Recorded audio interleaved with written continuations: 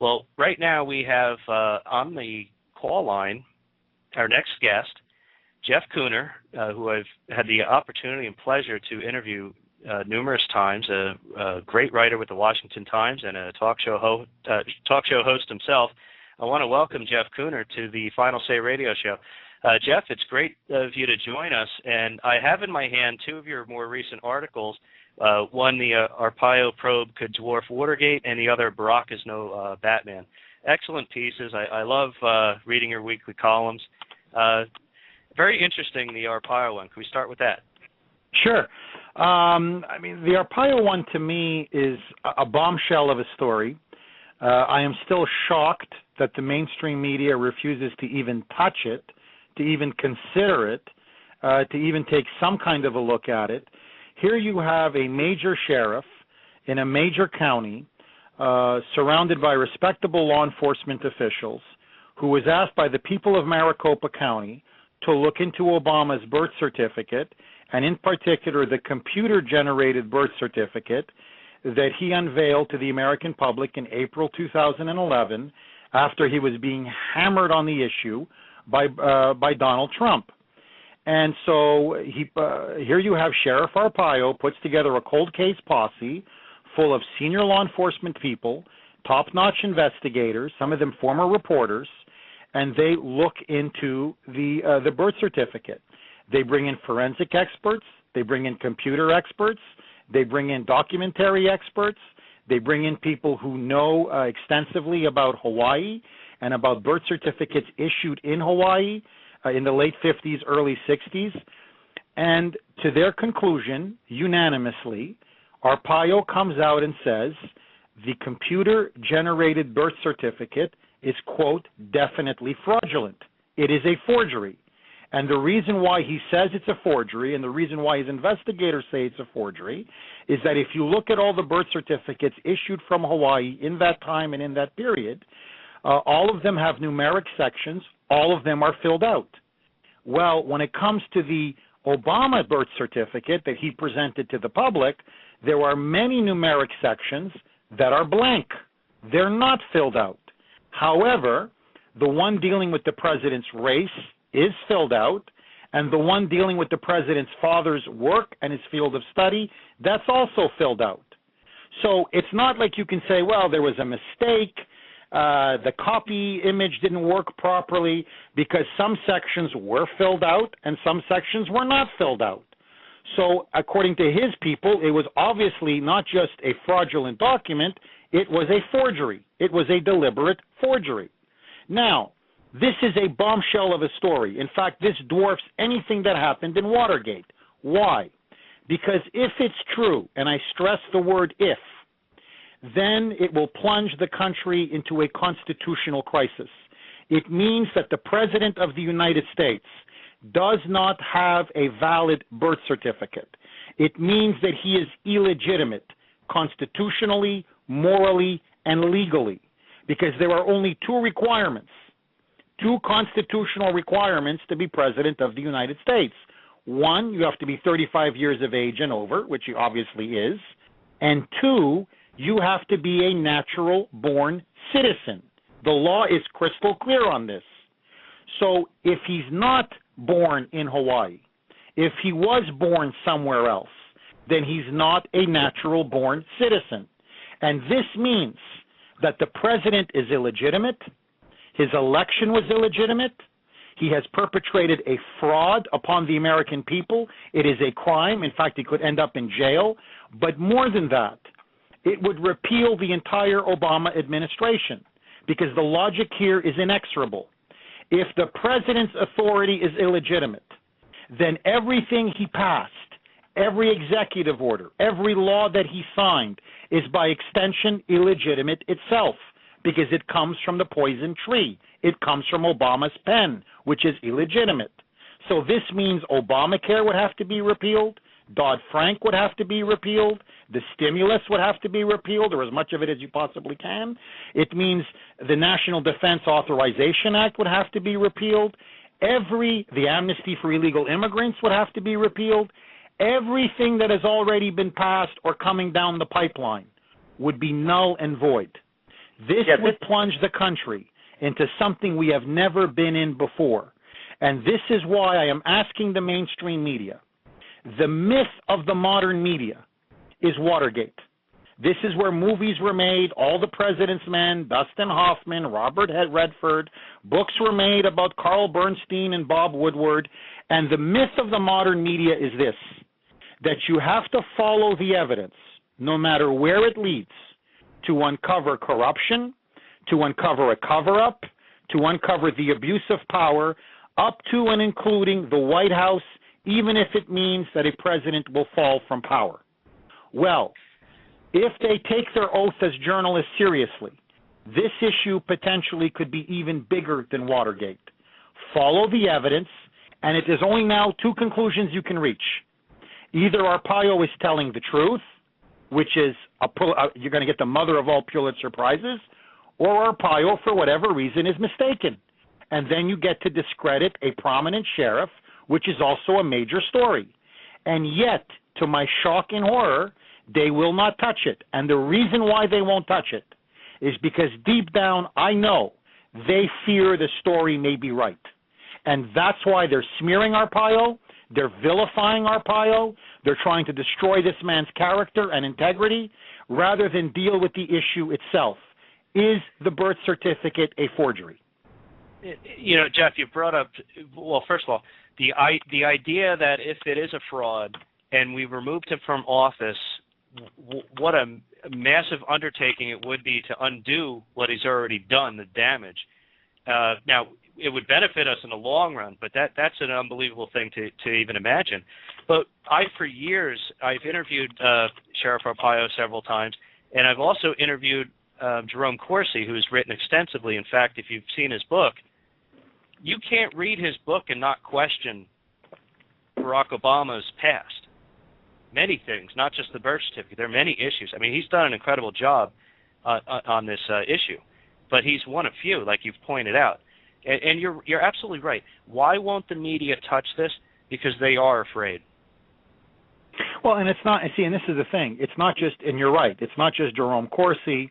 It's not just Sheriff Arpaio. As I point out in my column, there are many people who have expressed serious skepticism and doubts about Obama's place of birth. For example, his own grandmother says he was born in Kenya. His family members in Africa say he was born in Kenya. The Kenyan media insists he was born in Kenya. Members of the Kenyan parliament swear he was born in Kenya.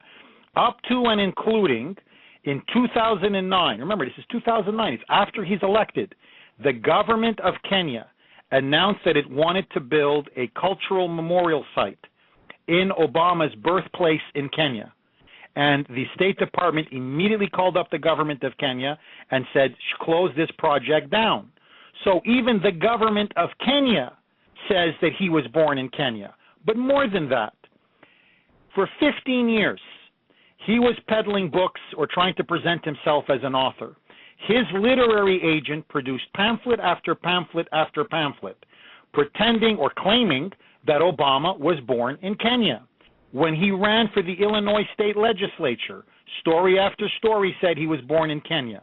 When he ran for the U.S. Senate in 2004, I want all of your listeners, don't take Jeff Kuhner's word for it, Google it. The Associated Press, Reuters, every major wire service agency said that Barack Obama was born in Kenya. So for 15 to 16 years, as he rose the ladders of power, he presented himself as somebody who was born in Kenya because he thought it was exotic. It would play well with the multicultural liberal crowd he was running with. It would seem cosmopolitan. But then, all of a sudden, when he decides to run for president of the United States, shazam! Suddenly he realizes, oh no, if I'm born in Kenya, I can't be president of the United States. I can't be. So, no, I wasn't born in Kenya. I was born in Hawaii. So, we now have two conclusions, and there's only two conclusions you can reach. You can either be born in Kenya or you can't be born in Kenya. You can either be born in Hawaii or you're not born in Hawaii. It can't be both. So either the president, at best, was a shameless, brazen, pathological liar for the first 15 years, from the 1990s through much of the 2000s, where he said he was born in Kenya, but he wasn't, or he is a foreign usurper. Either way, I believe it is damning, and I believe the press corps needs to look into it. Well, Jeff, clearly we know he's a liar because all we have to do is look at the health care bill and how that was sold and what the result was with the Supreme Court wrongfully, by the way, calling it a tax. But it's hard to trust this the guy in the White House to begin with. And I think you're absolutely right. I mean, you can't have it both ways. You're either a liar then or you're a liar now, and either way, it's not a good thing. And I commend you for the piece that you've written here, which, by the way, you can find in the Washington Times, folks. And we put it up on our homepage. I set up a section for you, and we put your 2 most recent columns, and we'll continue to update that each week. But have you gotten any calls, any feedback on this, or negativity from writing? Well, yeah, I am on the president's enemies list. It's an open secret in Washington, D.C. I'm one of his most vociferous and outspoken critics. So I have no friends in the administration. But that doesn't bother me. I have been flooded with emails of support. The story has gone viral. A lot of Americans aren't being fooled. They know something smells. They know something is fishy. They know the media is not doing their job. And look, I speak as somebody who was the assistant national editor at the Washington Times for many years. I edited their White House coverage, their congressional coverage. I'm part of their editorial board. I'm one of their most popular columnists. I have been with the paper for over 12 years. I consider myself part of a, quote, mainstream press. The role of a journalist, and it doesn't matter who's in power. When Bush was in power and he was running up skyrocketing deficits, I criticized him. When I saw that the Dubai ports deal was a disaster, I criticized him. When he pushed for amnesty for illegal immigrants, I criticized him. When the war in Iraq turned bad and I said, why are we trying this crazy, insane project of democracy in a part of the world that has not known it for thousands of years, I criticized it. I don't care who's in power, liberal, conservative, Republican, or Democrat. My job as a journalist is to speak truth to power. It is like a secular priest. You don't do it for the money. You don't do it for the fame. You don't do it for the glory. You do it because it's your calling and your mission. The sad fact of the matter is, for most of the press corps in Washington and in New York, they are essentially mouthpieces for either the Democratic Party or the Republican Party. They are really nothing more than hacks. And that's why the American people have been turning to shows like yours, to talk radio, to the internet, to the new media, because they no longer trust our political and media elites. And they rightly sense we have been betrayed. We are now facing literally financial collapse. We are on the verge of bankruptcy. We have 12 to 20 million illegal immigrants in this country. Our borders have been overrun. There is essentially a war going on in the Southwest. The Mexican drug cartels have essentially ceded and occupied parts of America. We are losing in the fight against radical Islamic jihad. We're losing on every front. We are now a superpower in decline.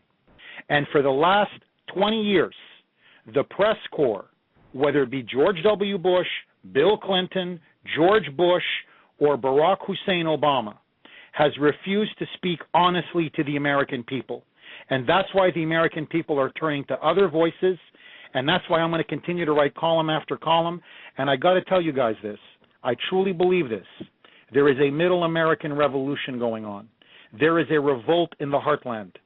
And the American people, and maybe it took the socialism under Obama to awaken the sleeping giant, but Obama has now awoken a sleeping giant. And I believe the days of the big media and of big government are coming to an end, and the sooner the better. Well, Jeff, you couldn't be more right on everything that you've said. And once again, if you go to our website,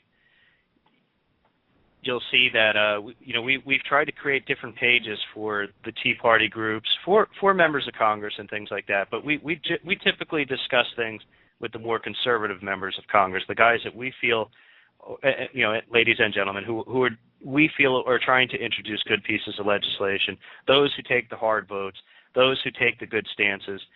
And, honestly, I think you're absolutely right. The people in the middle who have been most we've been attacked for so many decades now. We're the ones that are going to come together and make things right in the future. And we can't do it without Jeff Kuhner writing an article like this in the Washington Times, or what you do on the radio, whether it's on your own show or when I love listening to you when you're filling in for Michael Savage, and when you join us here on our program. So, Jeff, I want to thank you so much for joining us this week for the segment. I certainly look forward to speaking with you again next week. And, keep sending me your articles. They'll be posted up, and we'll try to promote them the best we can for you. Oh, it's my pleasure. Hey, God bless you guys. Thank you so much. Okay.